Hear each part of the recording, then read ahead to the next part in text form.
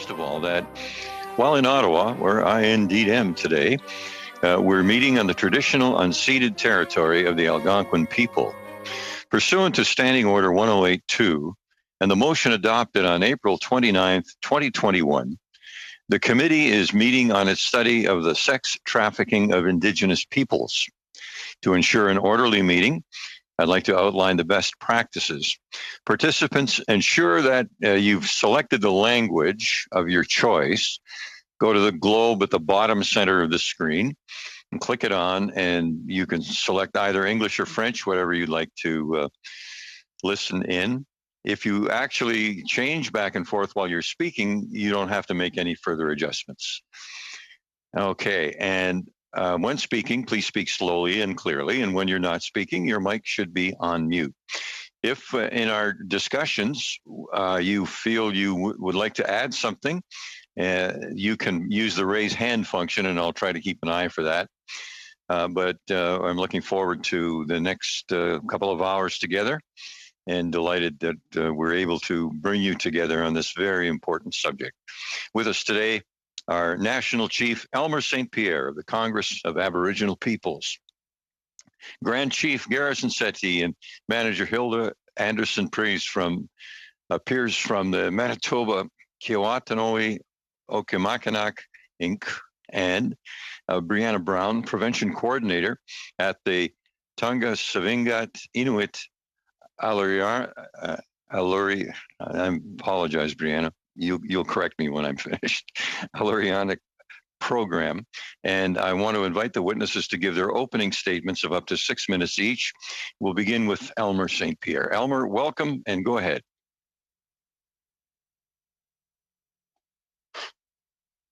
Mr. Chair, members of the committee, and fellow witnesses, thank you for the opportunity to speak on the issue of trafficking Indigenous people. As you're well aware, my name is Elmer St. Pierre, the National Chief of the Congress of Aboriginal People. I acknowledge my presence on the traditional and unceded territory of the Mohawk people. At this time, I would like to offer a virtual tobacco tie to each and every one of us for information that we're going to be exchanging. Thank you.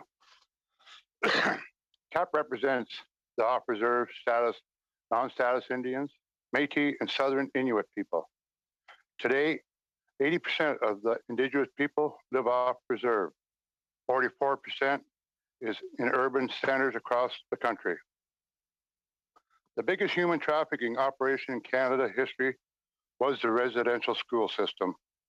Off-reserve and non-status people are survivors of this tragic system. Residential schools never ended. Indigenous people are 5% of the population in Canada. 52% of the children in foster care are Indigenous. Indigenous girls face more sexual exploitation in foster care than any other group. 46% of our youth in prison are Indigenous. In some province, over 90% of the youth in prisons are Indigenous. 40% of incarcerated women are Indigenous and rising. 50% of the victims of human trafficking are Indigenous women. Of those, nearly 1/4 were under the age of 18. There's pathways between foster care, prison, sexual exploitation, and human trafficking. Youth are ripped from their homes, more because of poverty than any other factor. They are abused in foster care. They wind up vulnerable on the streets, living with trauma and struggling to survive. They are denied education and employment. They cycle between homelessness, prison, abusive situation, and trafficking and exploitation.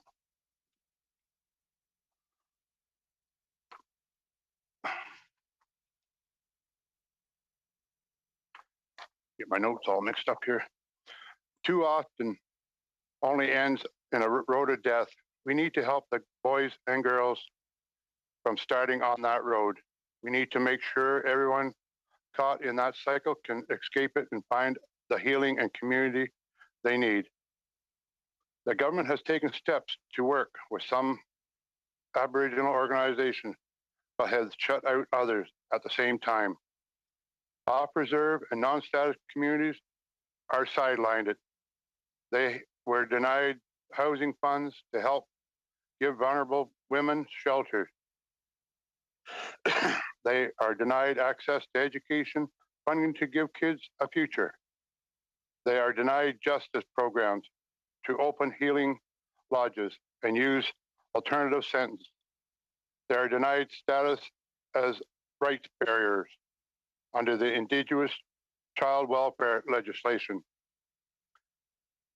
CAPS PTO work to give service to, in spite of being sidelined. Programs like Look Out for Each Other, partners with shelters and communities to give help to those at risk is going missing. They offer housing, shelter programs, homeless outreach, parenting support, healthcare support, but they cannot reach in the need when they don't have the services. Just to add it to that one is these programs are run out in the East Coast. The Look Out for Partners is at New Brunswick. We offer the following calls to action. End the exclusion of off-reserve organizations from programs like housing, child welfare, and justice. Support capacity building to address the multi-faced issues of the MMIWG. Support affordable, safe public transportation options to replace lost inner-city bus routes. And then end the over-representation of Indigenous women in corrections, prioritize treatment, community care, and Indigenous-led process. Accelerate funding under the MMIWG action plan. Ensure our off-reserve organizations can access funding in cultural and language, justice service, and community safety and other essential service to keep women and girls safe. Miigwech, merci, thank you. Chief St. Pierre, thank you so much for your presentation. And we're going to Grand Chief Settee and Manager Ms. Anderson Piers from Manitoba. Grand Chief, please go ahead. You're on mute, Grand Chief. Oh, thank you for the opportunity to present to the Standing Committee, and I wish to acknowledge the land of the people of Treaty 1 and Treaty 5 territory.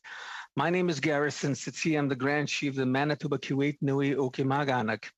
As the Grand Chief, I am committed to working towards ending all forms of gender and race-based violence that impacts Indigenous women and girls and 2SL LGBTQIA+ people. We must look at the root causes of sex trafficking through the impacts of colonization. The events that have occurred over the last 2 weeks have dominated headlines on the impacts of past, present, and ongoing colonial violence in Canada against Indigenous women, girls, and 2SL LGBTQIA+ people. On May 27th, the remains of the 215 children at the former Kamloops Indian Residential School were announced. On June 3rd, 2021, the missing and murdered Indigenous women, girls, and 2SL LGBTQIA+ people National Action Plan Ending Violence Against LGBTQIA+ people, along with other companion documents, were released. I want to highlight some of the realities faced in the North according Canada 2017, rates of violent crimes against young women and girls are 5 to 6 times higher than those living in southern Manitoba, and in northern Manitoba, it's worse. Predators are targeting Indigenous girls at bus depots, airports to take advantage of their vulnerability during periods of transition, such as out of Child and Family Services care to obtain medical care or educational opportunities not available in their own home community. MKO has observed that this also occurs when entire communities are evacuated to an urban center due to fires and floods. Exists an important opportunity to prevent violence and trafficking by intervening at these points of transition. Winnipeg, along with Regina and Saskatoon, are known as a city triangle where victims were shipped between cities in different provinces. For instance, Thompson is the largest city in northern Manitoba.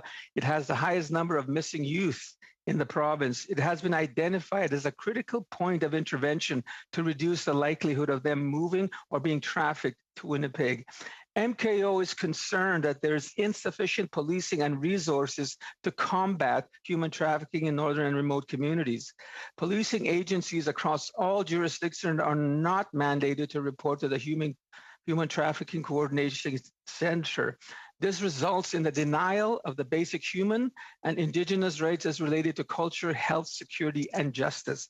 Education and employment gaps are major contributing factors to Indigenous women's economic marginalization, which in turn makes them more dependent on others, leaving them more vulnerable to violence and less able to leave violent circumstances. There is a need for safe housing, including increased housing on reserve and access to shelters, the need more for culturally responsible healthcare services, the need for laws, policies, and practices of the Canadian state to adequately recognize, respect, and make space for the inherent right of Indigenous self-governance and self-determination. Hilda.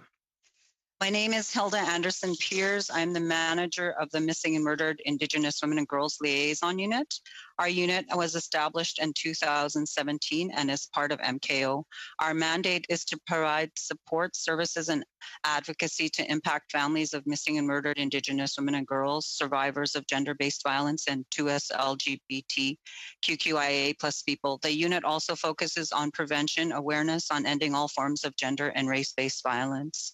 I wanted to highlight in the federal pathway released on June 4th, 2021, human trafficking is mentioned within the theme of safety and human security and under supporting safe and healthy communities with a focus on prevention and intervention to support victims and survivors of human trafficking and addressing socioeconomic barriers to education, training, and employment through fostering a cultural shift and supporting allies, through raising awareness and public education about human trafficking and providing training to frontline police officers.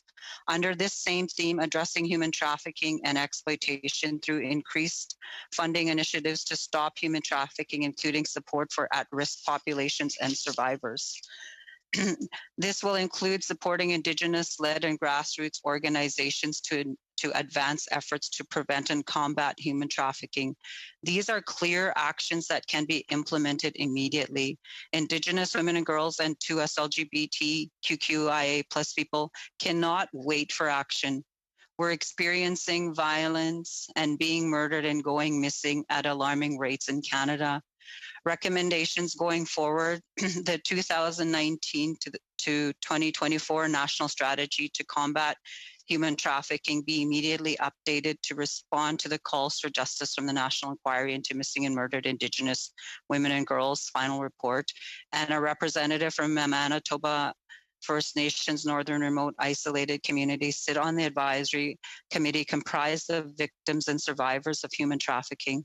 Coordination and resourcing immediate actions of the national strategy and the federal pathway be undertaken, including guidance from the calls for justice principles for change and the National Family and Survivor Circles, 4 pillars of inclusion, interconnectedness, and impact. We are all part of the solution and must work collectively to ending all forms of gender and race-based violence. Thank you for the opportunity for MKO to present today.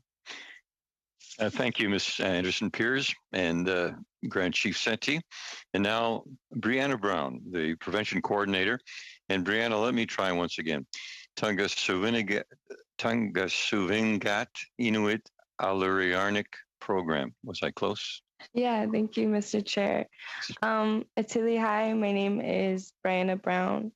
Hello, my name is Brianna Brown. I am from Nunatsiavut, Labrador, and I would like to acknowledge that I am currently living on unceded, unsurrendered Algonquin territory here in Ottawa, Ontario. I'm here today representing Tungasuvinga Inuit, and I am the prevention coordinator with the Tungasuvinga Inuit Aluranic program. Aluranic means stepping forward. The program provides support for Inuit age 16 and older living in Canada that are currently or have in the past engaged in sex work or are looking to exit the sex trade and victims/survivors of human trafficking. We also support victims of sexual violence and abuse. I would like to read this quote from the Missing and Murdered Indigenous Women and Girls 2S National Action Plan. The full and independent involvement of families, survivors, and 2S LGBTQIA+ people is a defining aspect of a decolonizing approach in creating transformable change. As someone who has previous experience with much of the issues being spoken of today, I thank you for having me here with you. I appreciate being in each and every one of your presence. Thank you. Thank you very much indeed for being here. And Mr. Clerk, we're still waiting for the other two witnesses. Yes, that's correct.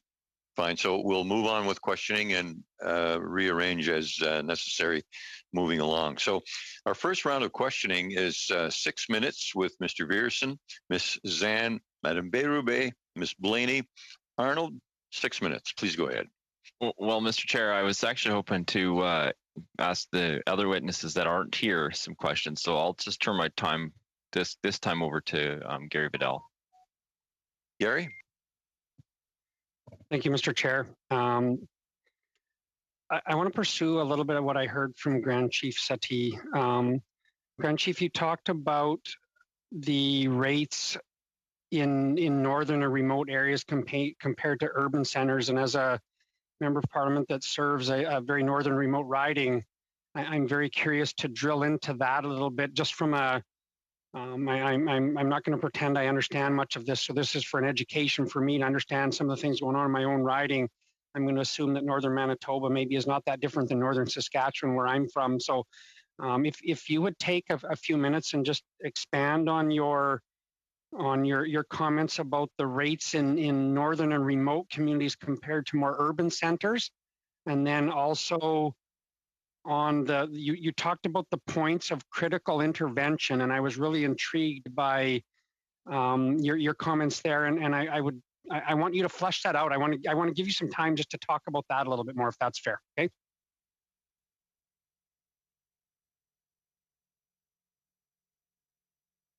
Thank you for your question. One of the things that I've always spoken about is the demographics that we live in northern Manitoba. It's very different from southern Manitoba. In Manitoba, we have 15 isolated communities. 85% of each community is unemployed. So there's poverty, lack of resources to help women and victims of domestic violence. And the services are just not there. And women tend to gravitate toward urban centers and then create greater problems because they cannot access employment, they cannot access adequate housing or shelter, and they become victims of a cycle that has been perpetuated by lack of resources and lack of adequate support for them. And I always say that women's shelters are a must in every First Nation. For people running away from domestic violence, they turn to urban centers, they turn to other communities, and then they are led down a path of victimization everywhere they go. So it's a sad state, and we're living in a country that's prosperous. That this situation should not be even in existence, but it is. It's a reality that we live in from day to day. Could I get you to talk a little bit about just expand on that comment you made about the points of critical intervention? I think you talked about bus stations. You talked about the situations when there's fires or evacuations. You even referenced some cities in my province of Saskatchewan. I think you talked about Saskatoon and Regina. And can I get you just expand on that points of critical intervention and how we might help there? What are some ideas of ways that we could help at those points of critical intervention? Thank you very much. I think that the supports and the resources needed for people that are transitioning or moving into urban areas, there's a vulnerability there. There are risks there. And we've seen it happen in Winnipeg, where young girls come to Winnipeg for medical appointments and they go missing. And we hear them on the news. We hear it on the news that they have died and become victims because there's not enough support to monitor the transition and the movement of young people. And I think that those are areas of transition. And we need to look at how we can improve the system, and that it's the health system that has a lot to do with that. And because there's not enough resources and support for people that don't know the city life, that don't know the urban life, and they get lost and they become very vulnerable and at risk. And we need to concentrate on those transition points and ensure that there's protection and safety for all. You know, one of the things that I've had some conversations with people in northern Saskatchewan about is, and one of the results or one of the things we've maybe learned through the pandemic is the ability to provide services through, I mean, like we're sitting here now in a Zoom meeting, and there's some things that we can maybe have learned to use technology for better than we might have in the past, and providing medical services and support to some of the remote communities. Potentially, we've learned some things that might allow us to be better at providing those, so some of those young people don't have to travel to the big urban centers for those kind of. Do you think that's fair to actually think there's maybe some opportunity to improve those services with what we've learned in the last year? I think it is probably more than ever. Like this pandemic has shed light on the insufficient resources that we have to deal with things where people do not have to move away from the First Nation. And I think that's awareness and prevention would be the key to educating and protecting our young girls and women before they leave their community, that there are pitfalls that they must avoid. They must be informed on how to protect themselves. And maybe I can pass this part of the question on to Hilda, because she works first, like in front lines with these people. So maybe you can answer part of that question, if you don't mind. Thank you. Well, the pandemic has shown how responsive governments can be. And I think that level of response must continue when we want to, work towards ending all forms of gender and race-based violence against Indigenous women and girls, and to us LGBTQIA+ people. When we look at our communities, especially our First Nation communities that are remote and isolated, we see that there are many barriers that are faced by Indigenous women and girls, and to us LGBTQIA+ people, even men and boys, and which poses many vulnerabilities to them if they're, forced to leave the community to access their basic human rights, to access to health, to food security, even to economic opportunities. And we really need to reflect on how we can improve the lives of Indigenous women and girls, and to us LGBTQIA+ people, so they're not forced into vulnerable situations that could potentially put them at risk of being sex trafficked or go missing or be murdered. So we really need to reflect and build on programs and services that are Indigenous led and rooted in culture. Thank you very much for the response. Before we go on, committee, I see Ms. Blaney has joined us. Welcome, Ms. Blaney. The procedure needs accurate, clear speech to be picked up normally through a headset microphone, so that the interpreters can properly interpret, because the committee can't function without a proper interpretation. So let me go over to Mr. Clerk and see if how the sounds check out. Okay, Mr. Clerk. Sure, Mr. Chair. Ms. Blaney, what I'll ask you to do is introduce yourself, where you're calling from, and a little bit about your role. I'll ask you to speak slowly and clearly because you don't have a headset, and hopefully interpretation will let me know that they can continue with interpreting your testimony. Please go ahead. Thank you very much. My name is Faye Blaney, and I am the lead matriarch for the Aboriginal Women's Action Network, and I'm based out of Campbell River today. Thank you, Ms. Blaney. I'm hoping that one of the interpreters will be able to wave at me. And they have, and we can hear you well enough. So I'll ask you to speak just as steadily and clearly as you did, which was good for them, and we'll be able to continue with your testimony today, Mr. Chair. Thanks very much. And so we'll continue. Just so you know, Ms. Blaney, we began a 6-minute round of questions, and Ms. Zan will be next, followed by Madam Berube and Rachel Blaney, and then we'll get to your witness testimony. Okay, so let's go ahead now to Lenore Zan. 6 minutes. Thank you very much, Walalan. And I come to you today from the unceded territory of the Mi'kmaq in Mi'kma'ki, Nova Scotia. Part of Call for Justice 3.4 from Reclaiming Power and Place, the final report of the National Inquiry into Missing and Murdered Indigenous Women and Girls of the National Inquiry, states that, and I quote, trauma and addictions treatment programs must be paired with other essential services such as mental health services, sexual exploitation, and trafficking services as they relate to each individual case of First Nations, Inuit, and Métis women, girls, 2S LGBTQIA+ people. So my question for you today is, what progress has been made on this call for justice? And given that many of the services referred to are provided with the provinces and territories to implement this call for justice. Who would like to take that question first? I can take it. Ed? So I think, you know, Okay, when we look at the needs, you know, to provide trauma and addiction services, they're very lacking right across the country, and especially in remote, isolated locations.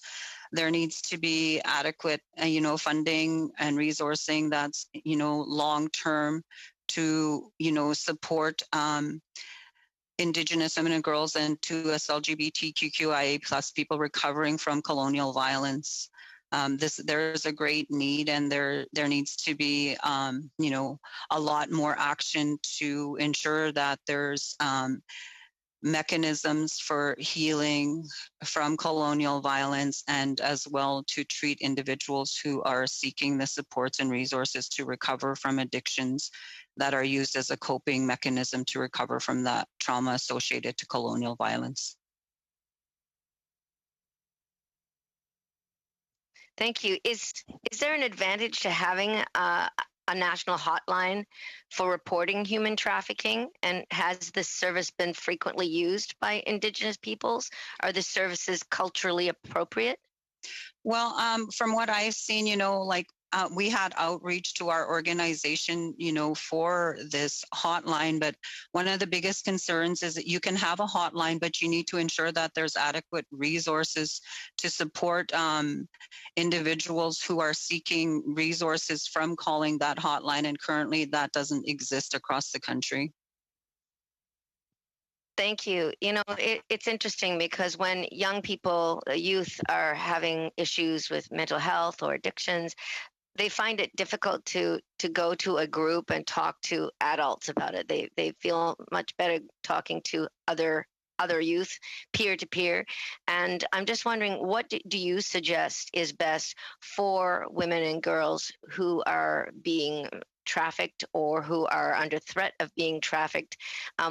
Who is it best for them to go to? How can we help them best to stay out of this particular terrible quagmire?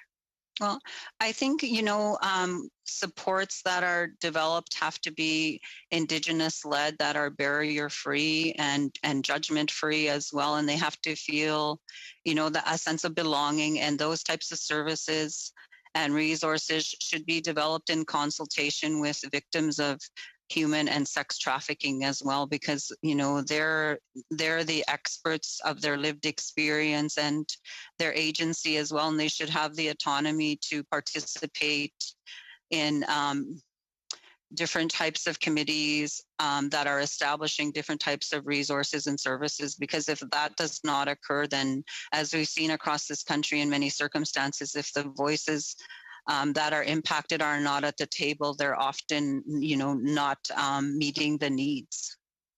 Right. Yes. So here in Nova Scotia, we're working with the Nova Scotia Native Women's Centre, and it was nice to be able to help get them about $380,000 for their human trafficking program to try and prevent human trafficking here in Millbrook First Nations and here in Nova Scotia, because Highway 102, which goes from Halifax, goes right across the country.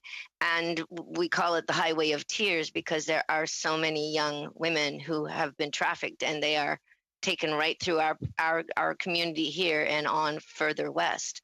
How much would you say that organized crime has to do with the people that are behind the human trafficking blight? I think it has a very large portion of it has to do with organized crime. But one thing that I also wanted to highlight in this is that when we look at the economic recovery from the pandemic, we also have to be ready to respond, because we're going to see an increase in human trafficking and sexual exploitation of Indigenous women and girls and to us LGBTQIA plus people. So we, as a country, we have to be ready to respond and ensure that there's resources and supports ready to respond and protect those who are victims. That will bring us to time, Mrs. Ann. Thank you. I agree.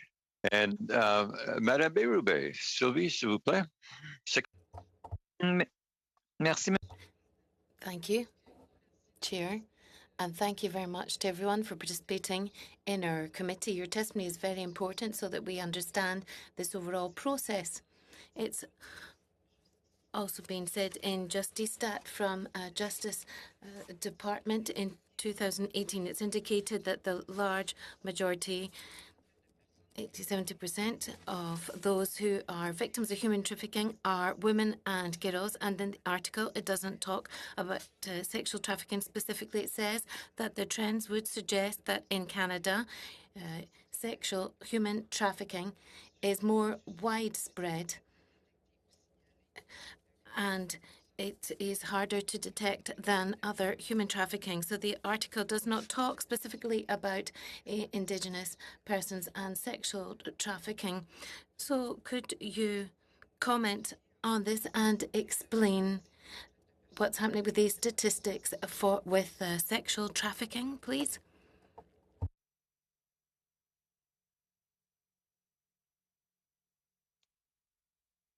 So would you like that? Sure, I'll take it.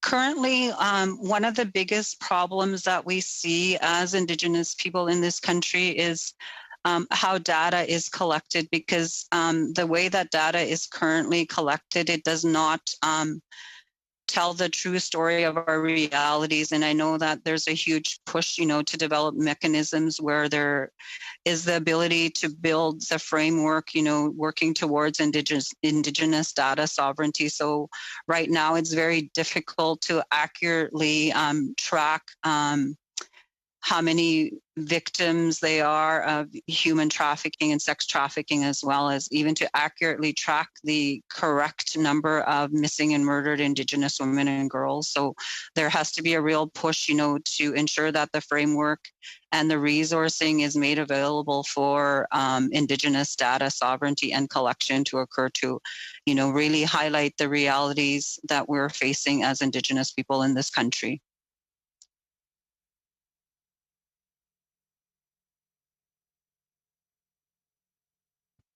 Aussi, on connaît qu'il y a des... So we know that there are gaps with this process in terms of data. Are there any other means to fill in these gaps, to overcome these gaps? Well, I think I'm not sure if anybody else wants to answer that, or if you don't, I can. Please go ahead. Okay. So I think, like there needs to be, like, I guess I just really highlighted that, and I'll highlight it again, is the need for the infrastructure and the tools and the resourcing to be able to accurately capture the realities and the, colonial violence experienced by Indigenous women and girls, because I think, that will really tell the true story of what is occurring in this country, and we need to do it sooner than later. The national inquiry highlighted many, many truths of the lived experience of Indigenous women and girls and 2S LGBTQIA plus people in Canada, but we need to have proper infrastructure for data.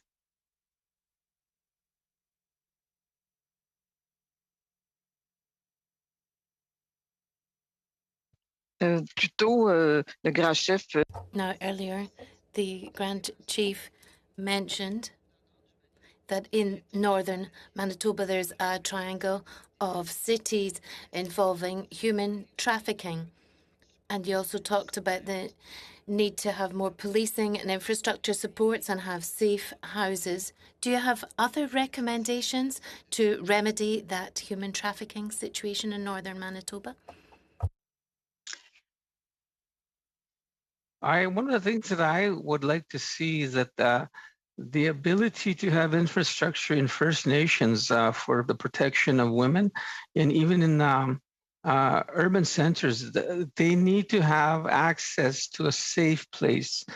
And if they don't have access to a safe place, they will go out on the street. They'll be on the streets and they'll be very vulnerable out there, nobody looking after them. So we need to really emphasize that in my tenure as Grand Chief, we have seen so much happening to women and girls and the LGBTQIA plus people. Like, that is the biggest need that we have right now, is to have those safe places. And I advocate that every First Nation should have a women's shelter.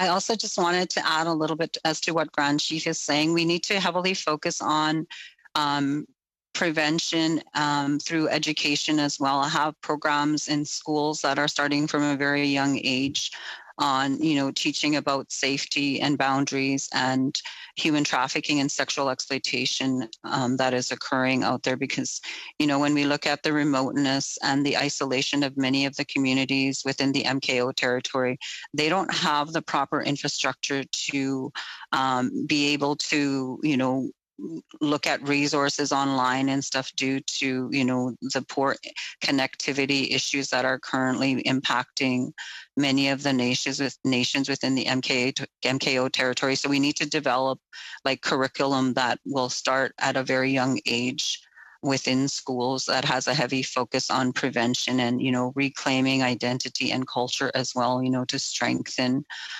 Indigenous women and girls and 2S LGBTQIA plus people, and to have spaces that, promote cultural activities and just reclaiming identity. Thank you very much. Rachel Blaney, please go ahead, 6 minutes. Thank you, Chair, and thank you everyone who's here to testify today. I really appreciated what you had to share. If I could come first to Ms. Brown and then follow up with Ms. Anderson Perez.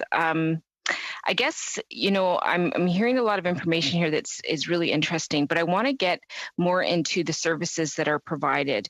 And I really appreciate hearing about rural and remote communities and the lack of access, having to send people away. I think that's really important. But I'm just wondering if you could start, Ms. Brown, just talking about how your organization supports individuals who have experienced or are experiencing sex trafficking, and what are the most important factors to consider when providing these services to Indigenous individuals who have been have experienced sex trafficking. And I also just want to say, if you have any information about the male side of this, because I've also done some research and it sounds to me like there's a growing population of men that are being sex trafficked. And if you have any information, I think it would be helpful for the committee. Thank you. Ms. Brown. Thank you. So in the Oloranic program, the ways in which we help survivors is we are it's really, really important for us to provide cultural supports and have an elder present and available for those who are seeking services from us. Food security is a large issue that contributes to the issue of human trafficking as well. We also provide counseling, and we also had created an internship program recently for survivors of human trafficking. I'm a survivor myself, so I had taken part in this internship program. The manager of the Aloranic program, who had recently finished her position with us, she had created this internship program, and it really helped me to be able to gain more experience in relation to my employment and career path, and has improved my life very, very much. Another thing that is extremely important for helping prevent human trafficking is housing. That's something that I had really large issues with. After I had been hit by a car about 4 years ago, I had been having issues with accessing healthcare due to racism. Each time I had gone to the doctor, I remember them assuming I was drunk or intoxicated, as I was really, really dizzy from having trouble breathing, and I was hit by the car in my leg, so I was really imbalanced in my walking. So to a lot of people, I had seemed intoxicated, but I was not, and so it felt like I was being passed around a lot, and that lack of healthcare had caused me to get weaker and weaker, and I was not able to work, and then people had started to take more advantage of my situation. And over time, after finally coming to Ottawa, living in Ottawa, and accessing the healthcare services I needed, and working with Tungasumingay Inuit, I felt that I was adequately helped and much, much, much less vulnerable due to the services that they had provided me, especially with regards to housing. The city of Ottawa has a Home for Good subsidy, which I had found to be extremely helpful, as I had moved out of a shelter 4 days prior to the pandemic. And ever since, I had been finding that since the pandemic, there had been much, much more social supports, and my life has greatly improved since due to these supports. For factors to consider, I would say the intergenerational trauma from residential schools within our community still plays a really large role, and is largely connected with the issues of human trafficking and missing and murdered Indigenous women and girls, 2S, Two-Spirit, sorry. And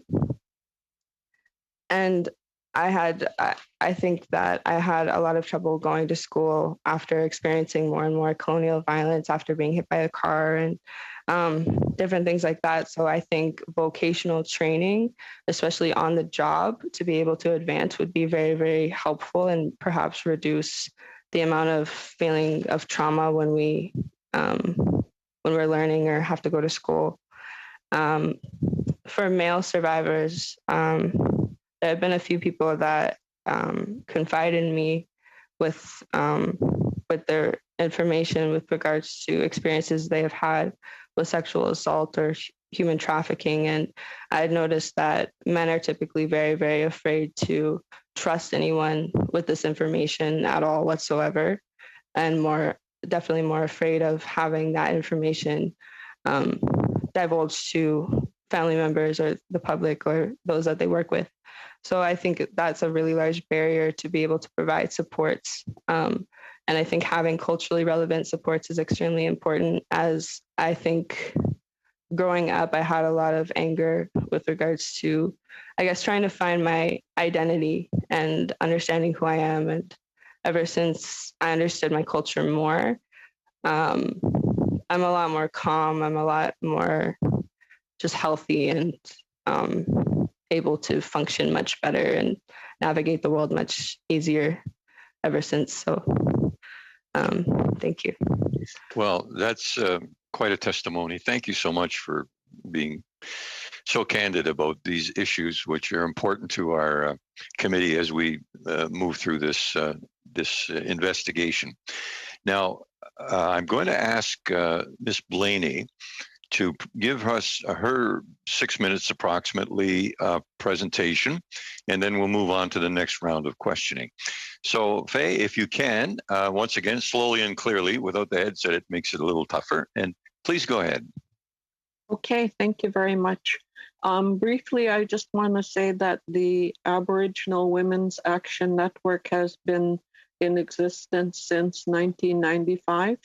And for the past 10 plus years, our focus has been on issues of trafficking and prostitution of Indigenous women.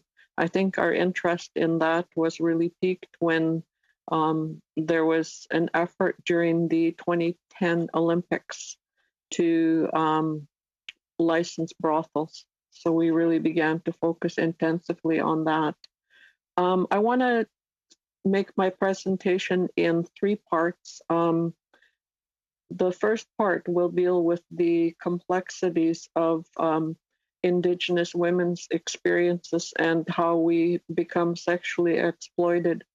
And the second portion, I'm borrowing from my friend Sherry Smiley, who you'll be hearing from on Thursday. She said to me that incest is, sorry, I'm feeling really rattled because technology drove me crazy before I got on. So I'm struggling a little bit right now. So am I, Miss Bleeding. Don't feel bad about that. Go ahead. I couldn't get onto Zoom. It was insane. So anyway, Sherry said to me that incest is the boot camp for prostitution.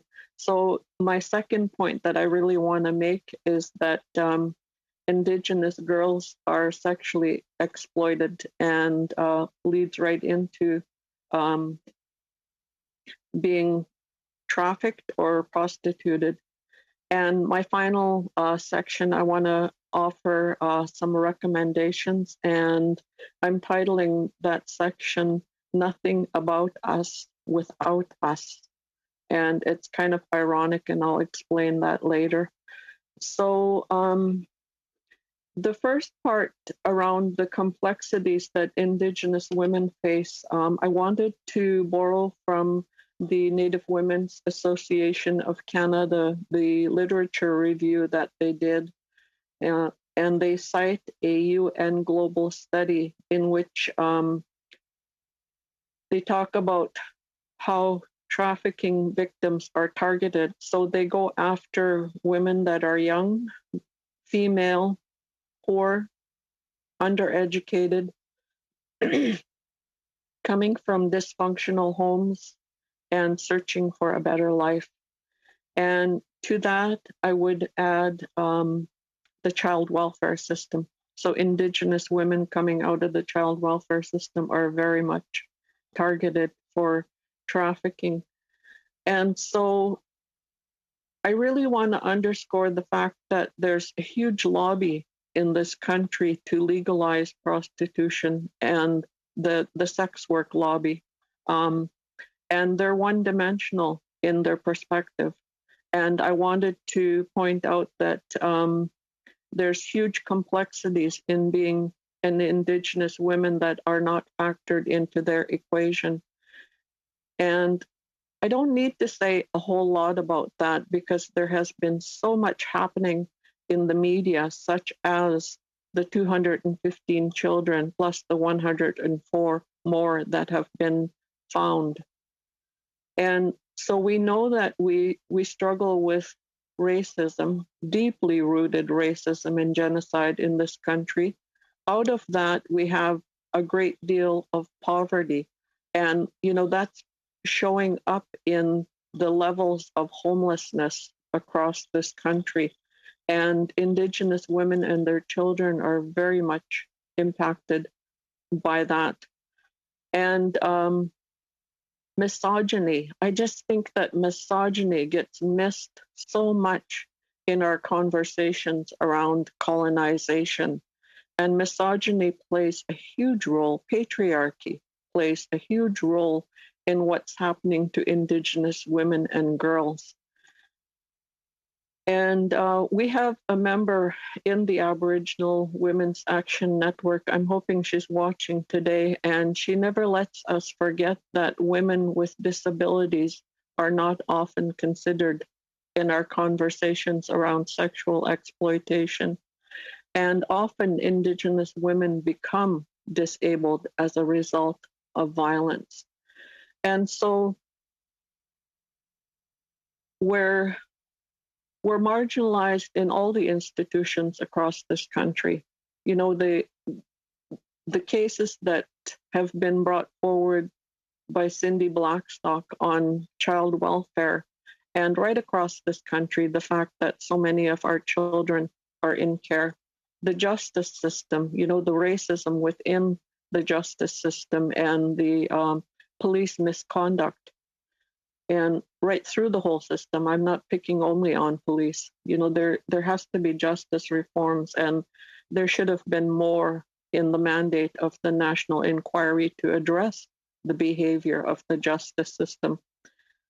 The healthcare system, as my friend there has mentioned, the way that she was treated within our First Nations governments, even Indigenous women are marginalized in all of those systems. And within that process, we begin to believe what's being imposed on us, what's being force-fed to us. And that message comes to us daily, routinely, everywhere, every which way you slice it. Indigenous women are marked to be lesser than. And so we're very much targeted for trafficking, and that's deemed to be the only role that we're capable of in Canadian society. So that's my my first point, that the complexities that Indigenous women face in terms of how we end up being sexually exploited has to be factored in. It's not an isolated instance of, oh, I'm so proud to be a sex worker, look at me. You know, there's much more factors at play that result in women being sexually exploited in the Indigenous community. So my second point in terms of young women and girls, I often point to Mary Ellen Turpel-Lafon's report when she was the representative for children and youth here in BC. She released a report that looked over a 3-year period. She examined all the cases of sexual abuse within foster homes. And the result of her study was that almost 70% of victims were Indigenous girls. And there was, I think, 20-something% for Indigenous boys. And when you look at all those percentages, there's barely anybody else that's being abused besides Indigenous children. And so we are definitely groomed for sexual exploitation, and we come to accept that as our fate in our lives. And there's numerous other studies. I look at the study that came out of Vancouver Rape Relief and Women's Shelter, where they also examined 100 calls over a certain period of time.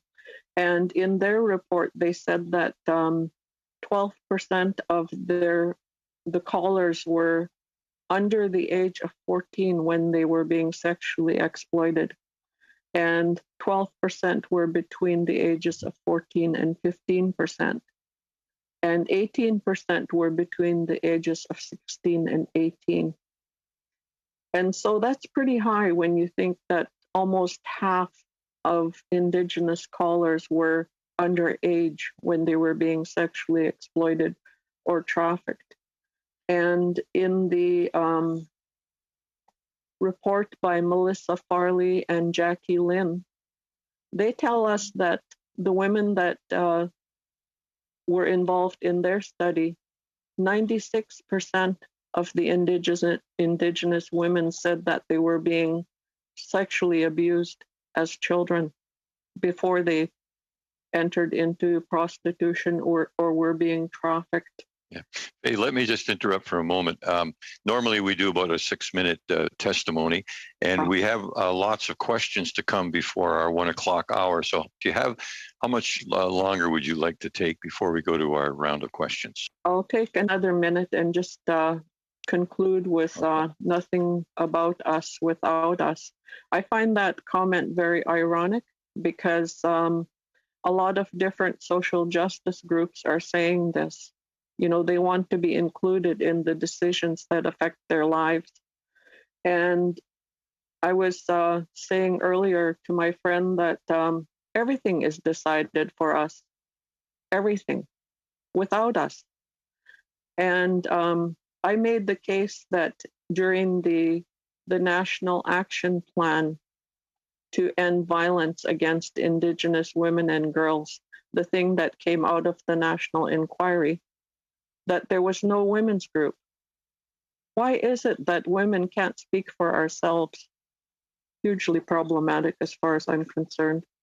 So my recommendations for addressing the crisis that we're faced with is to have a comprehensive feminist exiting service for Indigenous women to exit prostitution, trafficking, sexual exploitation, which there's practically nothing. All we have currently are services that promote prostitution. They have centers that keep a holding pattern called harm reduction. Guaranteed livable income. I heard my friend at the top there, I'm sorry, I don't know your name, Brown. Anyways, your last. Brianna, yeah. Yeah.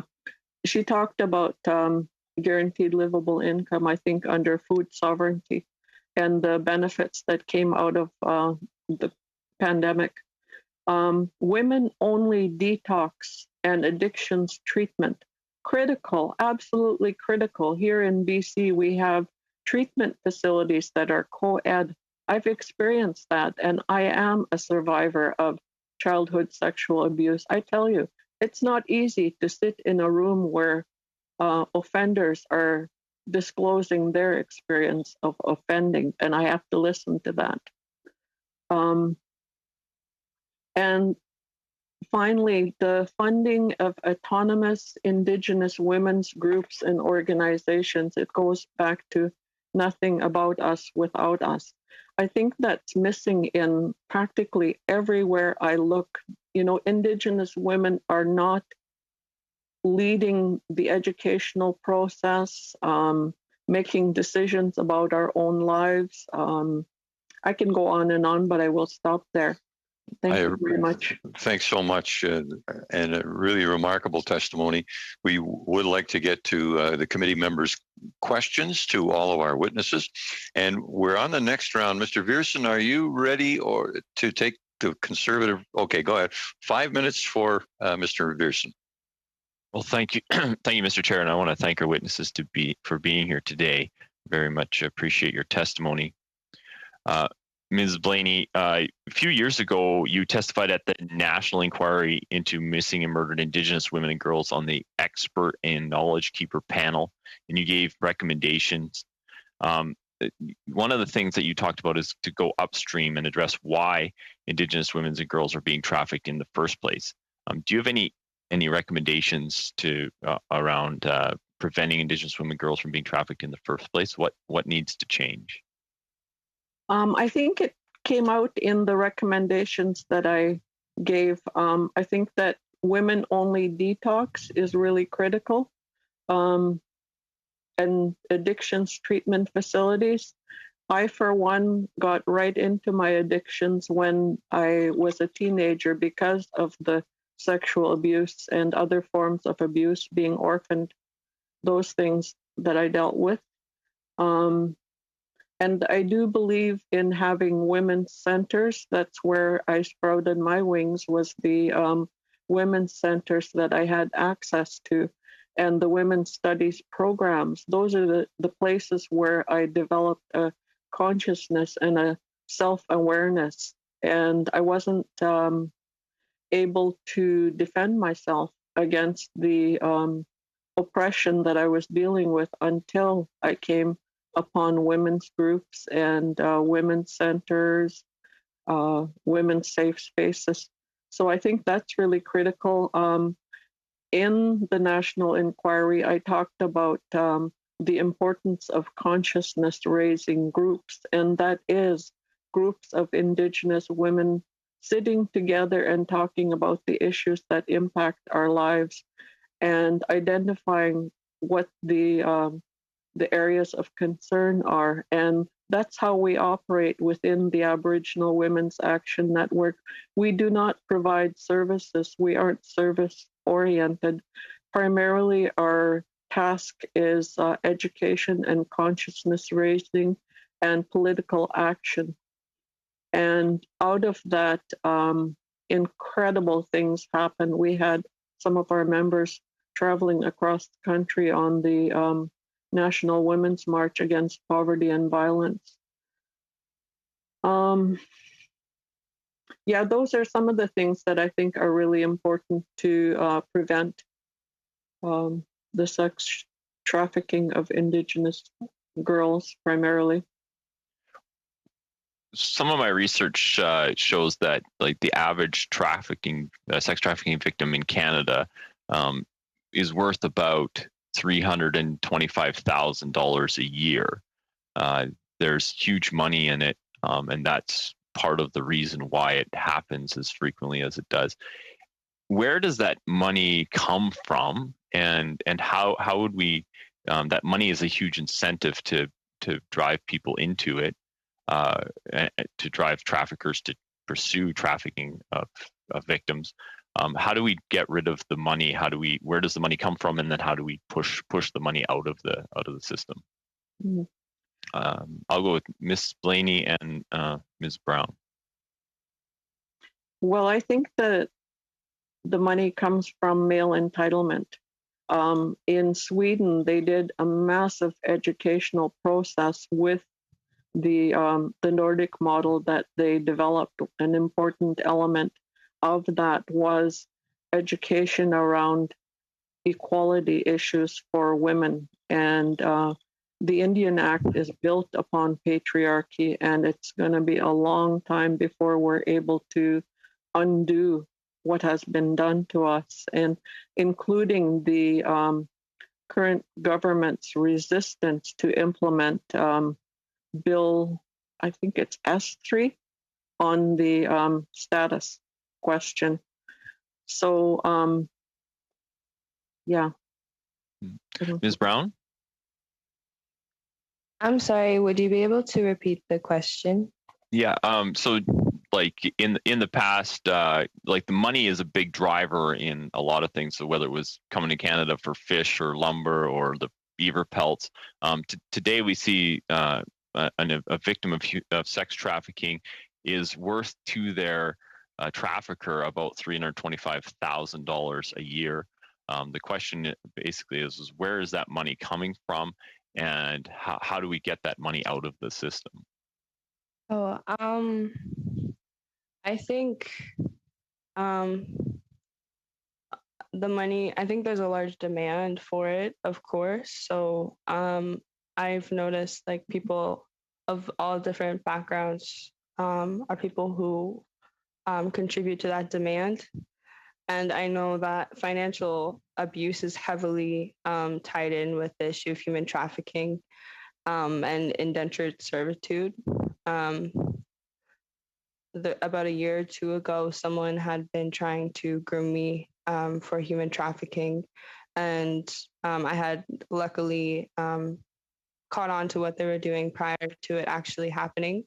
But in the beginning stages, what they had done is they had tried to be in a relationship with me. So it started off as something that seemed completely normal, like just a regular boyfriend or relationship. And then what they had tried to do was get me tied to as many contracts as possible, so that I would have something in a contract under my name that I would have to pay back, that also had the name of the trafficker on those contracts. So like say for a car, or your 2-year phone contract with Bell or Rogers or anything like that. And because they're so hard to get out of with those companies afterwards, it kind of ties you to that trafficker even more.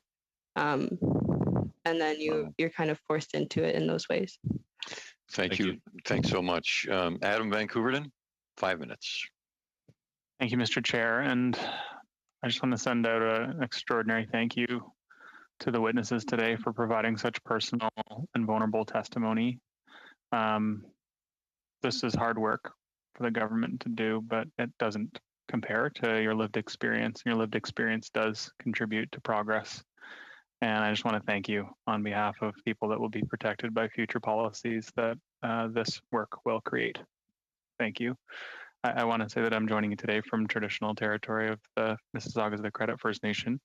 And I also just want to say that violence against women is almost always men's violence against women.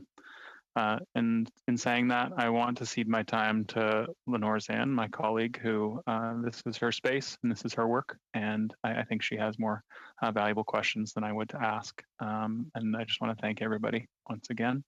And over to you, Lenore. Thank you so much, Adam, and thank you for being so generous and thinking of my time as well. I just want to say thank you to the witnesses. I know this is difficult, a topic, but it's very, very important. And I want to highlight some of the things that Ms. Blaney had mentioned, which is totally what I agree with. It is about misogyny. It is about patriarchy. It is about the inequality for women in society and the complete disdain and contempt that some men have towards women and girls. And it needs to stop now. The more the more femicides that we hear about, the more angry really I become, because I know that these can all be averted if people are educated to believe that we are all equal, that you can have your emotions and be upset about something, but it doesn't mean you can kill somebody or try to control somebody else. And this is all about control, and it's about domination, which are all colonial attitudes and actions anyway. And by and large, I believe most women have been affected by this, and our First Nations people in particular, and I'm so sorry. In the submission to the House of Commons Standing Committee on Justice and Human Rights, the Native Women's Association of Canada stated that some of the recurring themes that contribute to the recruitment of Indigenous women in trafficking include, and we've talked about them today, precarious housing and poor living conditions, high rates of unemployment, unstable employment, and low working wages, lack of access to social and economic resources and programs, prior exposure to human trafficking and sex trade from a young age through family or friends, which we touched on already, family violence, and the impacts of colonization, such as residential school experience and intergenerational trauma. So tell us, nothing with us without us. What are the first steps we need to take to make sure that we can crack down on this terrible practice of human trafficking and putting a price on a woman's life? It's disgusting. Ms. Blaney and Ms. Anderson, would you like to comment? Hilda, would you like to go first? No, you can go first. Okay. Okay, thank you. Nothing about us without us. I tied that to the funding of autonomous Indigenous women's organizations so that we can spread our wings like I did, in women's centers and in university, studying women's studies there is where I learned about what happened to me. It becomes so normalized. There is a book called Black Eyes All of the Time, and I think that we need another book that talks about the sexual abuse of Indigenous girls and how that becomes so normalized that being trafficked isn't so far removed from our reality. And so the remedy to that, as far as I'm concerned, is capacity building amongst ourselves as Indigenous women. I never know how to do this respectfully, and I do want to be respectful. I have concerns about the fact that we have, a well-resourced Assembly of First Nations, but a poorly resourced Native Women's Association of Canada that can't adequately represent our interests across the country, much less at a local level. And we really need to do that capacity building ourselves. In the Royal Commission on the Status of Women in, I think it was 72, non-Native women got women's centers all across this country. They got the Status of Women Canada and the Canadian Advisory Council on the Status of Women. All of these things happened for non-Indigenous women. We need our turn to do that. We need to decolonize from what has been done to us in the Indian Act. And that's a long process. And I fear that we're not even starting that because we're still under the umbrella of our band councils, under this banner of colonialism without specific focus on gendered colonialism, gendered racism, gendered poverty. Those things are pretty much absent, and they're eclipsed by the bigger questions of colonialism. So that's what I talk about a lot. Interesting. Thank you very much. Yeah, Lenore, I think we'll be able to come back to you. You could pick that up with Hilda later. Right now, Madame Berube, it's your turn. Please go ahead. Monsieur. Thank you, Chair. Ms. Blaney, I listened to your comments, and with your wonderful testimony, which is very touching as well, and all of your lived experience, you've talked about patriarchy, misogyny, poverty, and discrimination, and abuse in homes, and so on. According to you, what can we do to remedy that situation? Do you have recommendations to make? And you said earlier that it's important for you to participate in the drawing up of recommendations on trafficking of Indigenous women. So can you share with us some recommendations so that we can take account of them in our study?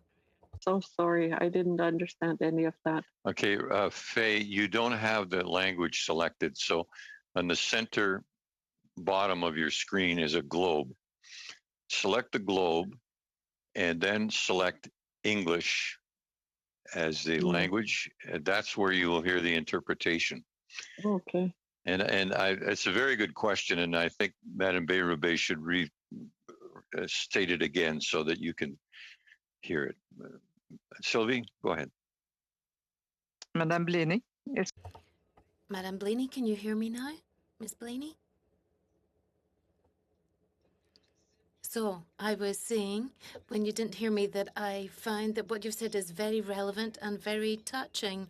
I've taken note of what you've said because earlier you were talking about genocide, poverty, discrimination, misogyny, and linked with patriarchy and the Indian Act. And you said that you want to participate as a woman and as someone who's a lead on this file, that it's not for us to decide, but for you to decide and see how we can remedy the situation.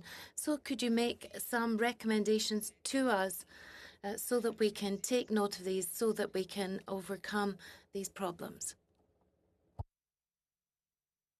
Okay. I I feel like I'm repeating myself. I'm sorry. I really believe that we need to begin our capacity development amongst ourselves as Indigenous women in order to be able to respond to the huge variety of issues that impact us. There's child apprehension, there's male violence against women in our families. There's even the language of family violence, which I really object to, that obscures who's doing what to whom. Generally that's male violence. And, there's a variety of issues that impact us as Indigenous women that we need to do capacity building and to have consciousness raising circles amongst ourselves so that we're able to develop our responses. That I had the gift in 1982 of being in a circle of women, and that was where my interest in my own situation arose. I sat with the concerned Aboriginal women here. Oops. I think we lost Faye. We'll reconnect with Faye, and in the meantime, we'll move on to Rachel Blaney with her question. Rachel, go ahead. Thank you, Chair. So if I could come back to you again, Ms. Anderson Perez, hope I'm saying your name right. And if I'm not, I apologize. First of all, I did want to touch base on the hotline. I've heard from Indigenous folks in my riding, especially with the finding of the 215 children. Why would I call a hotline? Who's on the other end? They wrecked everything. Why would I call them to ask for help? And I've heard it so many times that I can see there's a gap there. So I'm just wondering if you could talk about that, but if you could also just talk about the services that you guys provide and what are the challenges, especially due to the fact that you're representing rural and remote region. Thank you. I think when we look at the hotline and we look at how Indigenous women and girls and 2S LGBTQIA plus people are comfortable in accessing services, because relationships are fundamental when we're coming from a place of experiencing whether it be human and sex trafficking or gender-based violence. It's very difficult to reach for supports over a telephone, because that's not our way as Indigenous people. We tend to be more comfortable when we're able to meet in person, where we feel safe and there's a relationship that is building, and then we're able to openly express our lived experiences, but also then that provides a doorway of asking for help as well. So I think when we look at a hotline, it's one step, but there needs to be if someone's calling a hotline, there needs to be an automatic place for them to say, thank you for calling. This is a service in your area, and this is kind of how you can access it, because that's not happening right now, because there's not enough resourcing across this country to support victims of gender and race-based violence.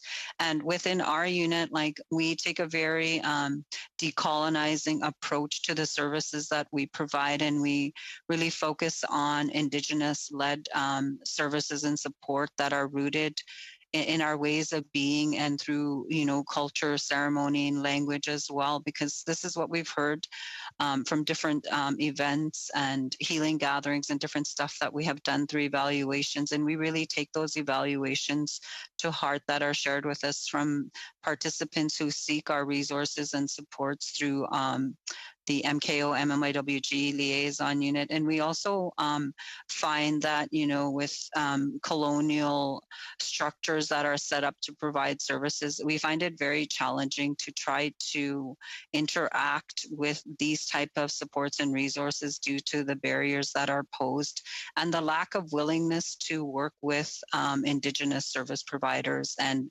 viewing us as that we are less than them and we don't have the capability or the capacity to deliver meaningful services. But if you look at our approach is very meaningful and very effective in dealing with Indigenous women and girls and 2S LGBTQIA plus people who are, victims of race-based and gender-based violence, as well as focusing on, wellness, healing, and prevention.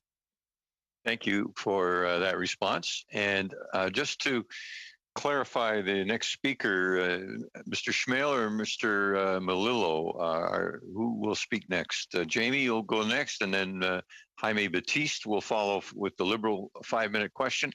Jamie, 5 minutes. Go ahead.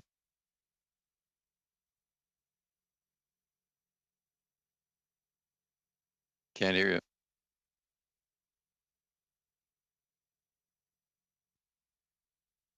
How about now? Okay, perfect. I'm not sure what happened. Anyways, thank you. Thank you to our witnesses for being here to say some great testimony. Maybe I might go to the Congress of Aboriginal Peoples first. Maybe if they're still on the line, I don't see them on my computer, but maybe, sir, could you describe CAP's affiliate, the New Brunswick Aboriginal Peoples Council's Looking Out for Each Other's program? Yeah, I just found this out probably about a couple months ago. What it is when the women go out, they usually go out 2 at a time, or they make contact that, let's say Susan, she phones up her friend Joy and saying, well, I'm coming over to visit. So they keep an eye out that way throughout there. And it's been a very successful program. The girls and the women are getting to where they say they're going to go, and it's a good program, especially if they're going out at nighttime, shopping or whatever the case may be. Then John, there's always you've always got a partner or a good friend that goes with you shopping. Perfect. Yeah. I understand that you, as you mentioned, just found out about it recently. But it's the more I read about that program, it does seem very interesting in terms of how they are able to ensure that everyone arrives safely, and when they're going out there, people know that they're to be expected somewhere. So maybe I might just quickly, unless you have anything else to add here. Now, you kind of mentioned it in your opening remarks, but taking care of children at an early age and ensuring, a robust support program is in place. Obviously, I think, as we heard in testimony today, it can be a major factor in preventing traffic of minors. Maybe you can comment on why CAP was excluded from the government's Indigenous Child Welfare Act reforms and what impact that has had on the communities left out of that process. Well, it was a major impact, like the Jordan's Principle, CAP, the grassroots people, our PTOs. We have no say in any of this. And as far as being left out, it's not just ourselves that was left out. It was the Native Women Council. They were left out as well. I don't know whether the party knows or the NDP knows, or sorry, the MPs know that there's only 3 main Aboriginal bodies, national Indigenous organizations that sit at any of the tables, which is MNC, Assembly of First Nations, and ITK. How that we used to sit at the table 5 years ago. We used to be at all the tables. There are MPs that are stepping out and saying, no, we're bringing CAP in. We just did one here not too long ago where that MP, he kind of got slapped across the hands for having us there. And you got the other 3 organizations that I just mentioned. Some of them will even write a letter or right at the end of the invitation say, if the Congress of Aboriginal People is there, we will not be there. The Congress, we look after, our whole focus is our grassroots people. Like if we can help them out one way or the other, a prime example of that was the COVID-19. Whether everybody knows that when we first applied for it, we were offered $250,000 to do 9 regions, no, well, not 9 communities right across Canada, which would worked out to about $25,000 for each province. And we tried to figure it out ourselves. We figured, maybe each family would have ended up with a bologna sandwich or something like that. But in any case, so we decided we took Canada to court. And just at the prime time of going into court, they come up with it wasn't the very best to figure, but it was enough that we could help out our people. And, and to this day, I don't know why we are excluded from all the tables, because if we're not there, how are we going to know what to do? We get our news secondhand. There's a couple of ministers on here that, I can't say they're faithful. Well, I guess they could say they're faithful to us, because anytime they have a meeting, a table meeting, we get invited and we know what's going on right at the start. Like a prime example with the UN declaration. 6 months prior to us being contacted, CAP, there was consultation done with the 3 other organizations. Then all of a sudden they decided, oh, we better have a consultation talk with CAP. We got a total of maybe 3 hours of consultation, where three of the other organizations got 6 months worth. And to me, it's not fair. Like, we are Aboriginal people. We're Métis people. We're non-status people. We're status off reserve, and we're Inuit, Southern Inuits.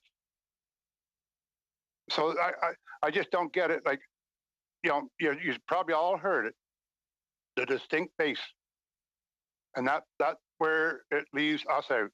I don't know why, because we're a distinct base. We're Métis people. Elmer, you're always welcome here, and yeah. I really appreciate it. Yeah, I know that, Bob, and actually, Bob, you're one of the people that bring us to all the meetings.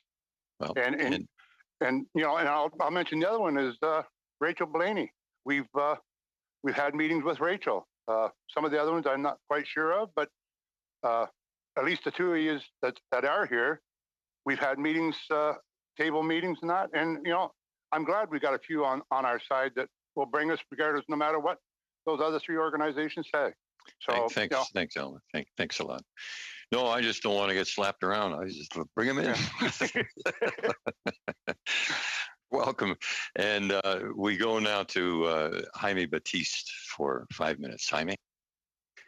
Thank you, Mr. Chair. And I'd like to return to the subject matter at hand. And my question, I guess, is going to be for Ms. Anderson and Ms. Brown and Ms. Blaney. And, our government has put $2.2 billion in the recent budget to address murdered and missing Indigenous women and girls' calls to justice. One of the things that we've done is introduced a national action plan recently on June 2nd, and we're hoping to use that money to end systemic racism and violence against Indigenous women in Canada. And if I could get 1 minute from each of you, could you tell us what would your recommendations be on how we could best utilize this money to address the challenge of trafficking of Indigenous women across Canada, and just so that we can come up with recommendations back to the government of saying, this is what we heard and this is the important things that need to happen first and foremost.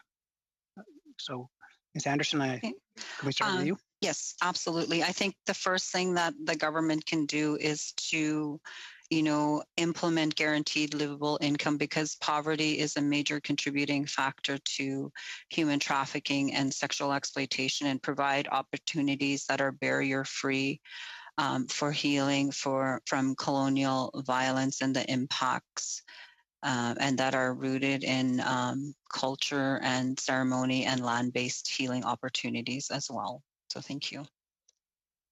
Okay, thank you for that. Ms. Blaney or Ms. Brown, did you want to chime in with some recommendations of how we can use that $2.2 billion to address the issue at hand?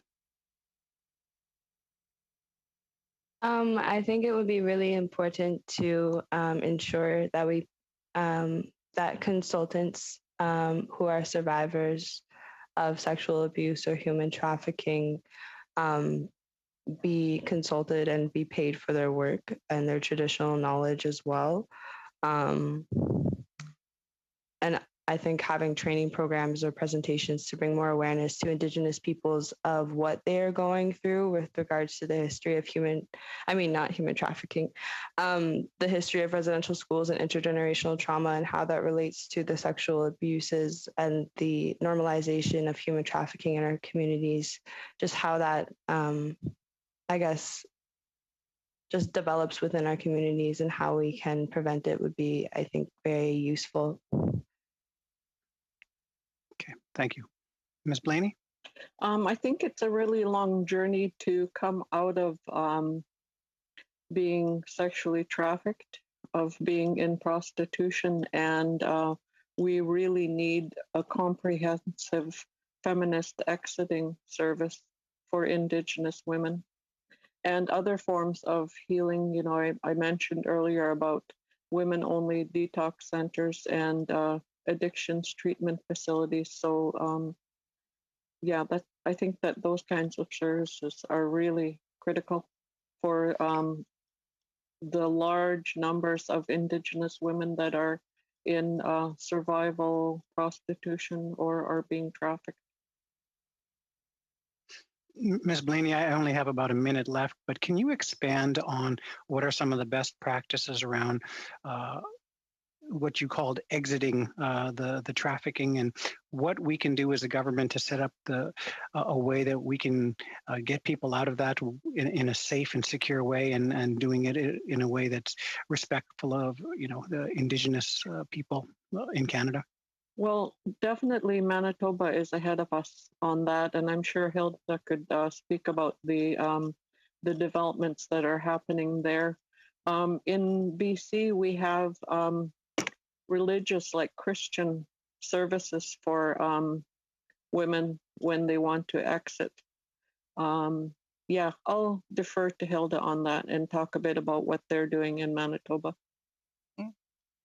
And I know that in Manitoba, you know, there's a huge reach out to victims who have been trafficked and are survivors of human trafficking and sexual exploitation for their lived experience, expertise, and agency to kind of guide that process and what does that process look like. And I know they also focus on kind of what is safe, what does safety mean for victims of human trafficking and sexual exploitation, and coming from that lens, because we know that there's some, you know, Christian-based supports that are not conducive to what safety means to victims of human trafficking and sexual exploitation due to, you know, beliefs and barriers. Because as an example, I can just, you know, say, you know, you're forced to stay in a room, and many victims of human trafficking and sexual exploitation have been violated in a room with a closed door. So you need to have an open space concept,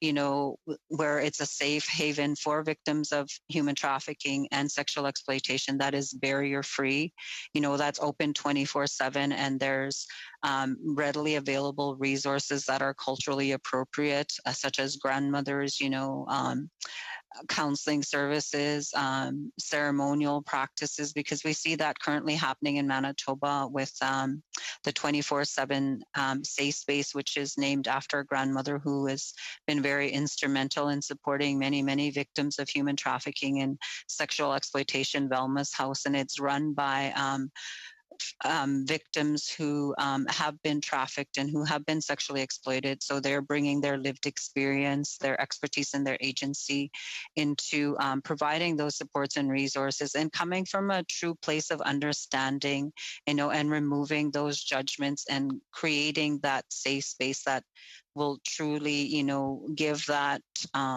individual who is seeking those supports and resources a space to, kind of reclaim their spirit and to look at, other referrals that can help them on their journey of healing and, keeping them safe and away from traffickers and, protecting them and giving them dignity throughout the whole process, because that's so critical, is ensuring that there's dignity provided to individuals who are seeking supports and resources, and they're not made to feel that they're a problem and that it is their fault, because it is not their fault.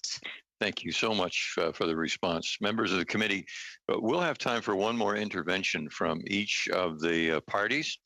The Conservatives first, and since things have kind of changed around a bit, is it Gary Vidal or who will speak next for the Conservatives? Mr. Melillo, would you like to go ahead for 5 minutes, please? Thank you, Mr. Chair. I appreciate that, and appreciate all of our witnesses joining us today. I just want to confirm before I continue, am I coming through clearly? I see my connection doesn't appear to be stable on my screen. I see nodding, thank you. I'm not sure who to pose this question to, perhaps to Hilda, if you're still on. Yes, in our previous study, we were talking a lot about enforcement on reserve, particularly on reserve, and some of the gaps and challenges and jurisdictional confusion that sort of limits enforcement or proper enforcement on reserve when it comes to policing and even further down through the justice system. I'm wondering if you have any comments on how that may, if at all, impact the prevalence of sex trafficking, and how working to address those gaps might potentially help address the issue that's at hand today. Yes, absolutely. We have to look at interjurisdictional boundaries and kind of remove those boundaries so there is timely responses, when we're looking at the protection and the security of victims of human trafficking and sexual exploitation, because, delays that are created in response time by not having any type of interjurisdictional agreements for response, and kind of saying, well, that happened in Manitoba, so we have to do this and this, or that happened in Ontario and we need to do this and this. And meanwhile, the victim continues to be victimized. We need to have a collaborative approach that's responsive and that acts in a very timely manner and that is victim-centered, in order to, ensure that the homicides of Indigenous women and girls and the continued gender and race-based violence does not continue. So we really need to look at how Canada responds and to ensure that those barriers are removed from responding. Thank you. Did anybody else want to comment on that before I move on? Don't see anybody. So I'll sort of just pick up again. I don't mean to repeat what has already been asked, but it's certainly a very important discussion worthy of proper examination. And we spoke a bit about factors that are leading people to be in vulnerable situations. And I'm wondering, and perhaps Hilda or Brianna, whoever wants to comment, if you could speak in a bit more detail. I know you've touched on it already, but some of the ways that we can better prevent people from getting into the vulnerable situations to begin with.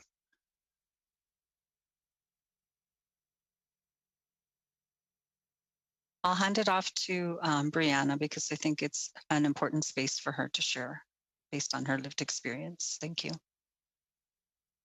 I'm sorry, I'm nervous. Can you please repeat the question? No problem. Thank you. I just wondering if you're able to touch a bit on what the government can do better to help ensure that we are more preventative, more proactive in ensuring that people do not find themselves in the vulnerable situation have led to human trafficking, to sex trafficking. What can we do in terms of programming, supports? Where can we fix those gaps to intervene? I think it's really important to have Indigenous led direction when creating healing programs for survivors of human trafficking or having anti-human trafficking programs. I also am on the Indigenous Climate Action National Steering Committee, and I had noticed that climate change, the extraction and exploitation of land and natural resources, and I've been thinking of how does that relate to the exploitation of Indigenous peoples, especially Indigenous women, and environmental injustice and environmental racism, and how that causes displacement of Indigenous peoples from their communities, and how that causes further culture shock when having to be removed from their Indigenous communities, going to a more non-Indigenous community and being in that culture shock and not having access to your traditional food, your traditional territory. I think having access to land is extremely important. And I noticed that it seems to be more effective when we have more culturally relevant resources available to clients that are provided by Indigenous peoples, Indigenous and Black peoples, and people of color as well.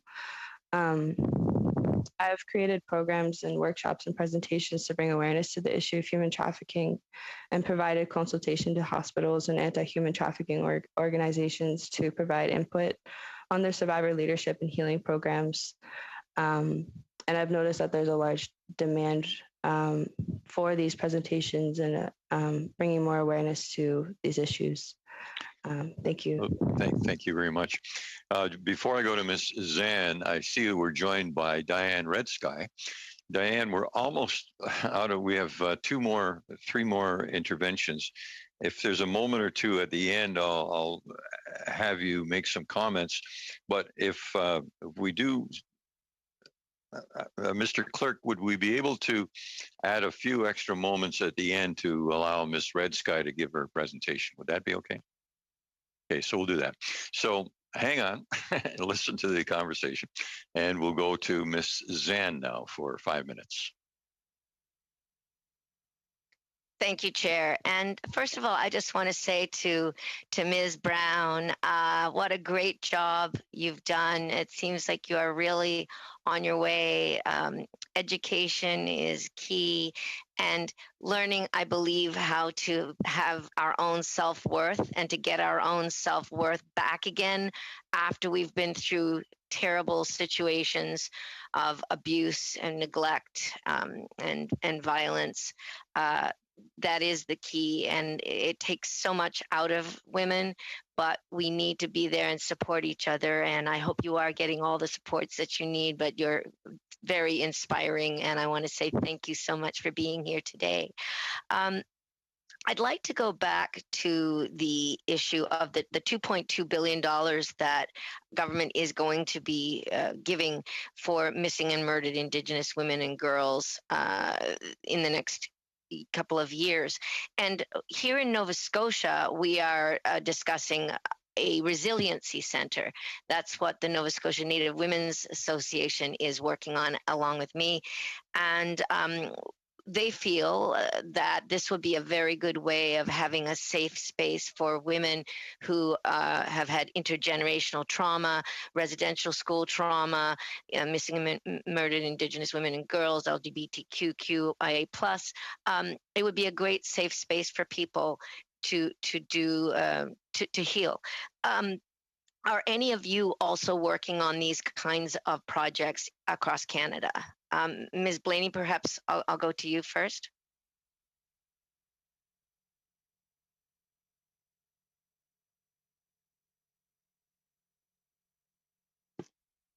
Whoops, there I am. Yeah, we don't have a resiliency center. We're participating in the Coalition on the Murdered and Missing. That coalition arose out of the Opal inquiry, so it's an important voice for us to have and to try and articulate our concerns at the national level. In terms of the dollars that you mentioned, I would agree with Hilda that the guaranteed livable income is really important because it would allow for individual autonomy and self-sufficiency for Indigenous women. The levels of poverty are quite high, and the urban centers are becoming unlivable. Housing is through the roof. Here in Campbell River, there's so much development, and rents are so expensive. They're inaccessible. And so I think the guaranteed livable income would be one way of addressing Indigenous women's inequality. Thank you very much. And just wondering as well, you had mentioned about incest is the boot camp for prostitution. You had said that earlier. And here in Nova Scotia as well, I've been working with a number of people, including Linda McDonald and Jean Sarson, who've gone to the UN and spoken about trafficking. They're working with women who are survivors of being trafficked. And I've met a number of them. And they say that, yes, in fact, there are families where they have trained the children into this terrible industry, and then they are shipped all over the place. What would you like to say, and how can we deal with this terrible issue? The issue of incest is definitely a learned behavior. We acquired that through our blessed residential schools, who also killed us. I think that the behavior has to be unlearned. We can't say enough how much the residential schools have impacted us. I am a survivor, and there's 4 generations before me that are all survivors. So actually, it's my generation is the first to raise our own children. And so this whole,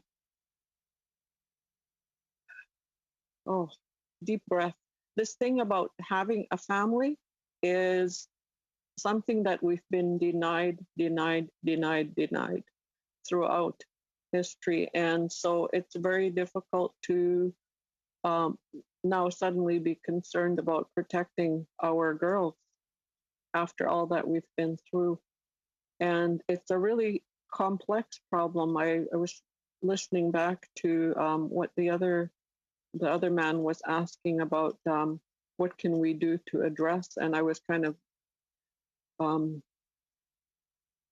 laughing nervously because at the beginning I was talking about the poverty, the racism, the misogyny, the child welfare system, the justice system, the healthcare system.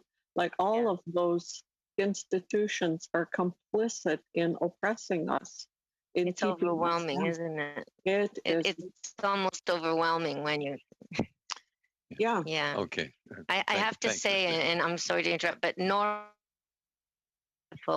she was a friend of my father's, and he actually started the first First Nations Mi'kmaq teaching program in Nova Scotia to train Mi'kmaq students to be teachers. And he was very close to Nora, and she did some amazing work for survivors of the residential schools. But my heart goes out to you and every survivor of that terrible system. It was a terrible system, and we need to do everything we can to deal with the trauma associated with that for all the families and the intergenerational families. So please stay in touch. Thank you. Madam Bérubé, 2.5 minutes. Merci, Monsieur. Thank you, Chair. Ms. Blaney, I'd like to have some information from you. Earlier you talked about more targeted child aid or assistance. Could you explain that, please? Child welfare.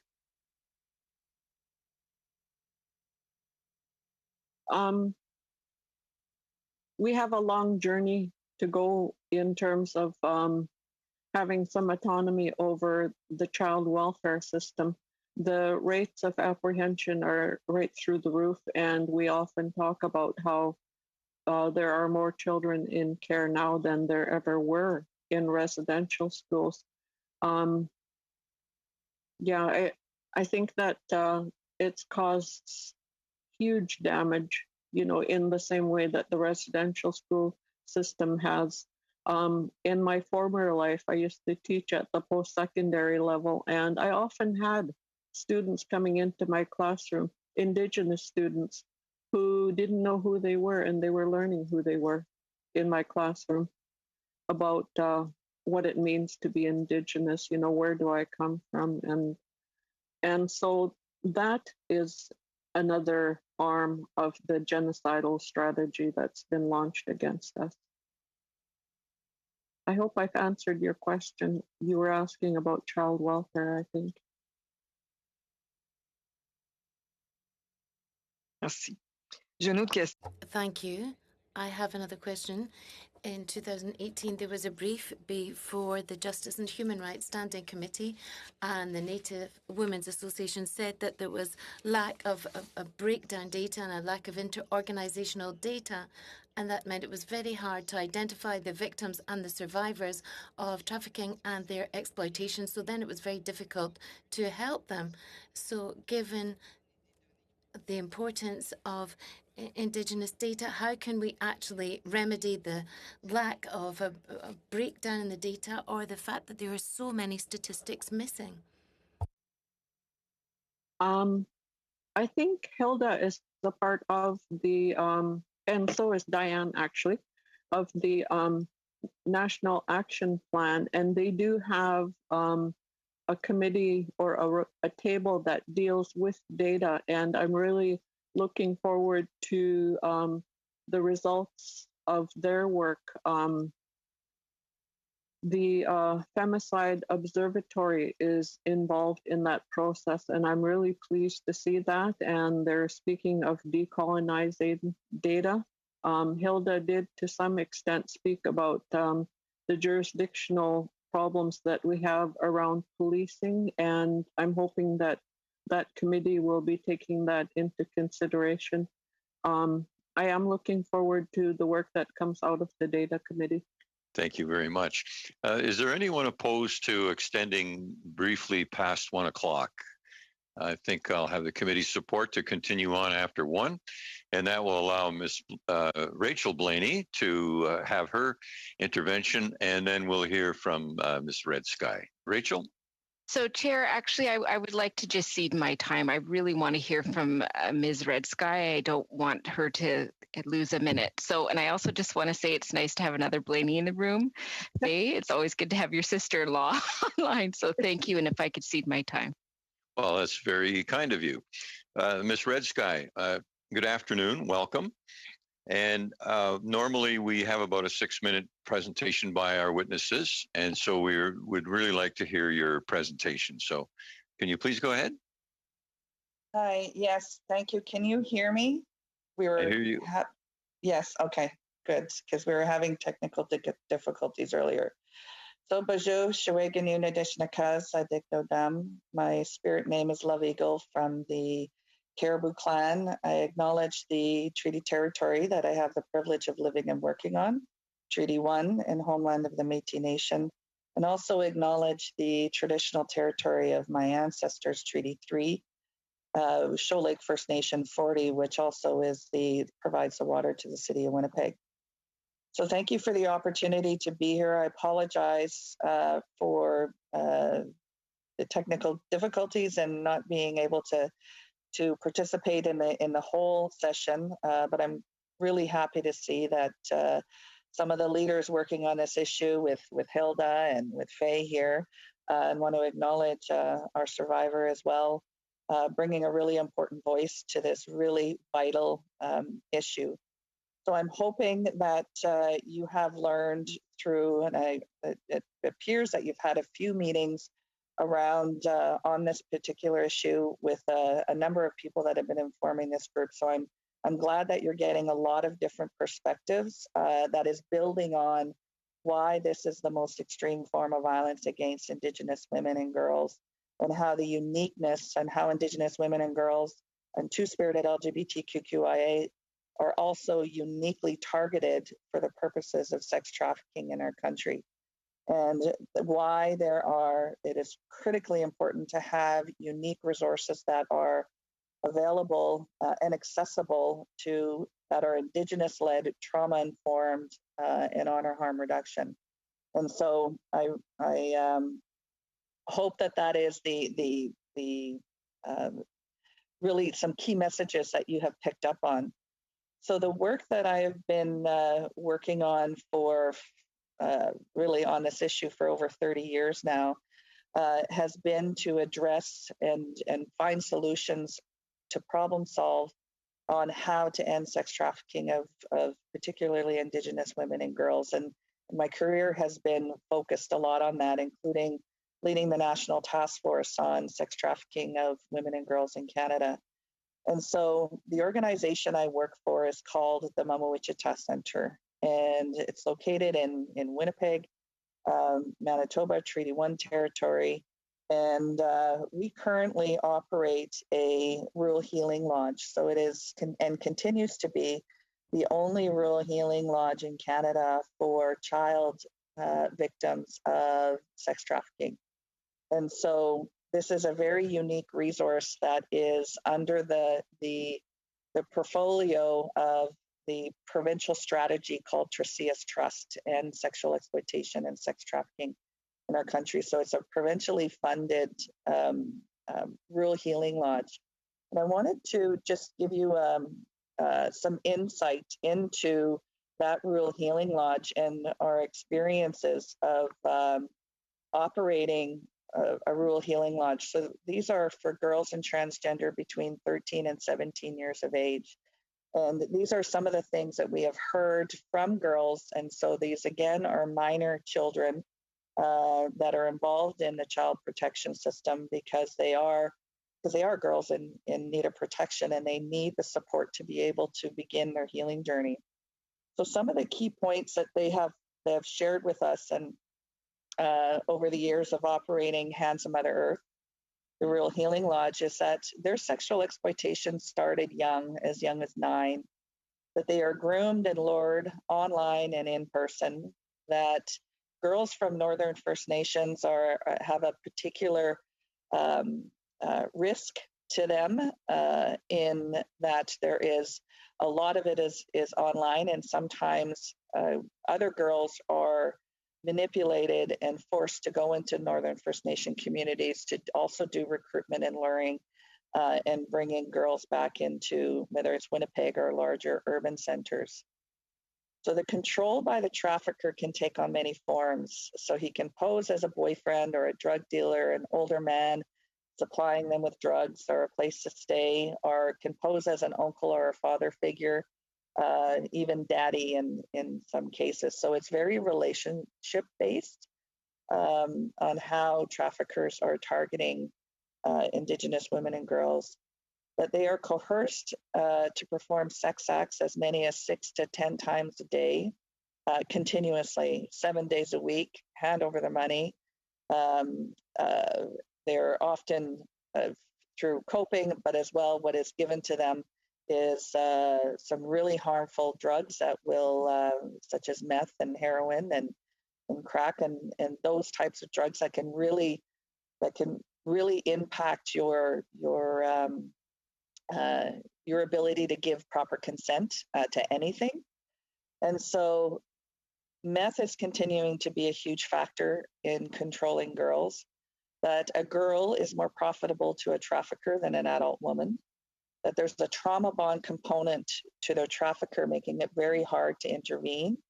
And they target primarily girls that are in Child and Family Services care, depending on where you are across the country. Sometimes that is even more dangerous than others, such as Ontario and Saskatchewan, where the CFS age of majority caps out at 16. And so there's that period between 15 and 18 where there really isn't any adults that are responsible and are actively responsible in their care and protection. So it leaves them very, very vulnerable to traffickers.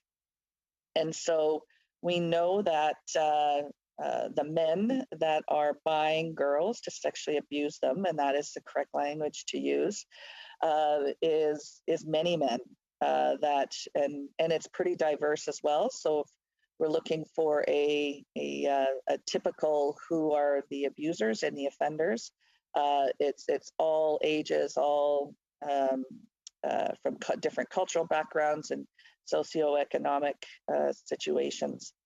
And so what is also important about what we've heard with our young residents is that this is a long journey, and it's a journey on their healing. Their healing journey will take forever, and that's not meant to be a bad thing, because with proper supports, Indigenous-led supports, and opportunities to continue to heal, this journey is a really important investment into their long-term healing journey.